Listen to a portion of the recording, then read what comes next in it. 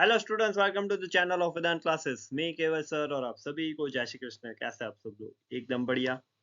तो आज जो क्लास 12th सीबीएसई का फिजिक्स का जो पेपर था उसका हम सॉल्यूशन डिस्कस करने वाले हैं। तो क्वेश्चन पेपर कोड है 55/2/3 जिसका सेट 3 है ये। उसका सेक्शन ए हम इस लेक्चर में डिस्कस करेंगे। ऑलराइट, तो चलिए फर्स्ट क्वेश्चन देखते हैं। Consider two identical dipole D1 and D2 that charges minus q and q of dipole D1 are located at origin and A0 and दूसरा जो डाइपोल है वो 0A02 है। उसका जो नेट डाइपोल मोमेंट है वो XY प्लेन में आएगा। इसकी option A will be the correct answer. Option A. Now, which pair of readings of ideal voltmeter and ideal ammeter in the given circuit is possible when a suitable power source 3 ohm internal resistance is connected between P and Q? तो इसमें option D आप reasoning से solve कर सकते हो इसको। Alright, Ohm's law. Which one of the following statements is correct? तो उसमें electric field due to static charge, तो इलेक्ट्रिक फील्ड है वो कंजर्वेटिव फील्ड है और वो क्लोज लूप नहीं बनाती, इसलिए option A will be the correct one for this. A material is pushed out when placed in a uniform magnetic field, तो डायमैग्नेटिक मटेरियल रहता है वो रिपेल करते हैं उसको। That's why option B will be the right one. Now a soft iron rod X is allowed to fall on the two poles of a U-shaped permanent magnet as shown in this figure. A coil is wrapped over one arm of the U shape. Okay, तो यहाँ पे north है तो ये जो rod का and है ये साउथ पोल होगा। ये साउथ है तो ये जो रॉड का एंड है वो नॉर्थ पोल होगा। तो अगर ये नीचे आ रहा है तो लेंस लॉ से ये रिपेल करने की ट्राई करेगा, तो यहाँ पे भी नॉर्थ पोल जनरेट होगा और नॉर्थ पोल यहाँ पे मान लो जनरेट हो रहा है। Okay, so north pole is anti clockwise. North pole is anti clockwise, so option B will be the correct answer. Now question 6 जो काफी डिफिकल्ट एमसीक्यू था पूरे के पूरे सेक्शन में। तो 1 centimeter straight segment of conductor carrying 1 ampere current in x direction lies symmetrically at origin of Cartesian coordinate system. The magnetic field due to this segment at point 1 meter 1 meter. Okay, तो बहुत छोटा सा एक segment दिया है 1 centimetre का और distance काफी ह्यूज है। बायो सावर्ट लॉ से आप इसको सॉल्व करो तो ऑप्शन सी आंसर आएगा। ओके, so question 7 देखते हैं। number of turns between the pair of output terminals are shown for a step up transformer. तो इनपुट में 20 टर्न्स दिए है और आउटपुट में काफी सारे वायर्स लगाए हैं।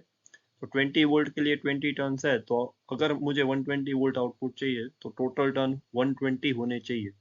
तो इसलिए इसमें ऑप्टिमम जो आंसर है हमारा वो होगा ऑप्शन डी P2S, जिसमें सारे टर्न्स हम कवर कर पाएंगे।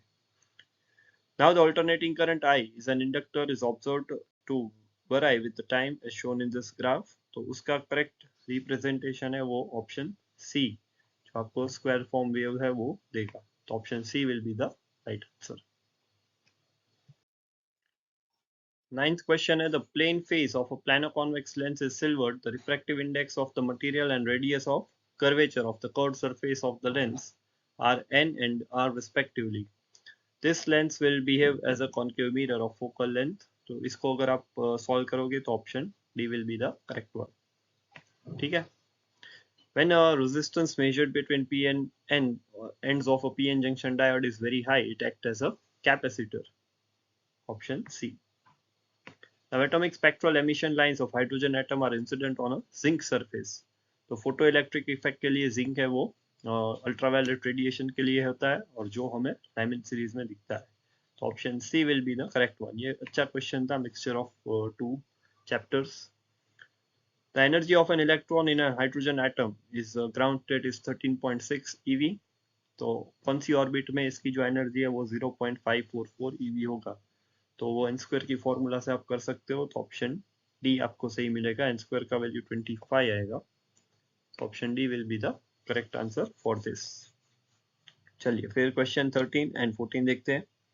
In an ideal step down transformer the electrical energy is not lost. तो ये सही स्टेटमेंट है क्योंकि आइडियल ट्रांसफॉर्मर है। ओके, रियल ट्रांसफॉर्मर होता है तो एनर्जी लॉस होती है। And in step down transformer voltage decrease but the current increases.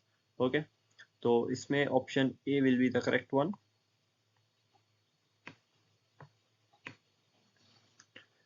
Now question number 40।